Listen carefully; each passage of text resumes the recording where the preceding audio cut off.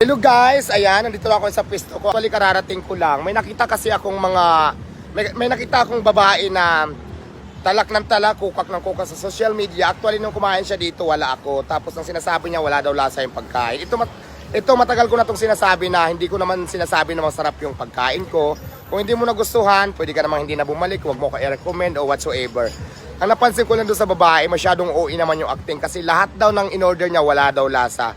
So nandito kayo ngayon, may mga kumakain, magtatanong tayo nang hindi ito scripted, ang nanaayon sa kanilang nararamdaman para maging fair lang tayo.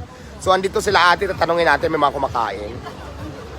Ate, may nakita kasi akong vlog, wala daw lasa yung pagkain ko, may nakita talaga ako. So ito mag-comment kayo ng naayon sa nararamdaman nyo kasi hindi ko naman kayo kilala, pumunta lang kayo dito. Wala bang lasa? Sarap po. Oh, masarap, di O ba? ayan na, ayan. Ano ang lasa kasi sabi niya, nag-order siya ng chicken, nag-order siya ng overload. Wala daw lasa si ate, may chicken. Ano masasabi mo? Malaman po, crispy po, tapos masarap po. Oh, masarap sabi ni ito. Di puro malaman po. Tapos may lasa naman. Opo, super. Oh, ayan. Kayo kuya. Aba, siyempre, super, sulit. Oh, ayan, overload kala ate. Ito Ate, ano sarap, sabi mo? sobrang sarap. Kaya walang katotohanan sinasabi nila. Affordable pa siya for 100 only. Oh, ayan na, hindi to scripted. So, ate sila ang nagsabi. Isa versus ilang itong natanong ko pa lang na magkakasama. So, 5. 1 versus 5. So, hindi ako maniniwala sa'yo. Doon pa rin ako sa nakakarami. So, yun lang ate Kung hindi ka man nasarapan, aywan ko, hindi ko alam kung talagang honest review ba yung ginawa mo or whatsoever.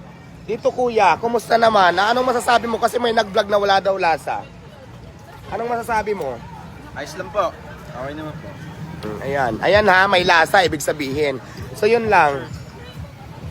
Ate nag-interview ako kasi napanood ko yung talakan ng talak. Actually, hindi naman din kita kilala. Kung hindi ka nasarapan lahat, sinabi mo walang lasa. So ngayon ito, nagtanong ako, kararating ko na sa tindahan ko. So yun.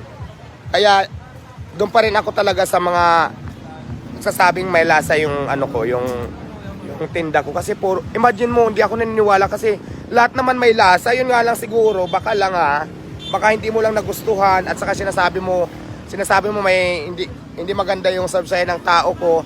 Dapat pagka ganyan may problema ka, diretso mo sa akin hindi yung kukuka ka sa social media kasi hindi maganda tingnan para sa akin yun bilang isang may-ari. Sa sunod, yung mga pumupunta dito, kung may complain, mas maganda siguro kung gusto mo talaga, concerned ka, gusto mo ako mag-improve pa, sasabihin mo lahat sa akin kung anong problema para magawa natin ng solusyon o magawan ko ng paraan. Hindi magugulat na lang ako, kumukuka ka na sa social media, sinasabi mo pa lahat, puro paninira. So, hindi maganda yan ugali mo, Sayang, social-sosyalan ka pa naman, pero hindi ako naniwala sa'yo. So, yun lang ate, sana makita mo tong video ko. Salamat. Mabuhay ka.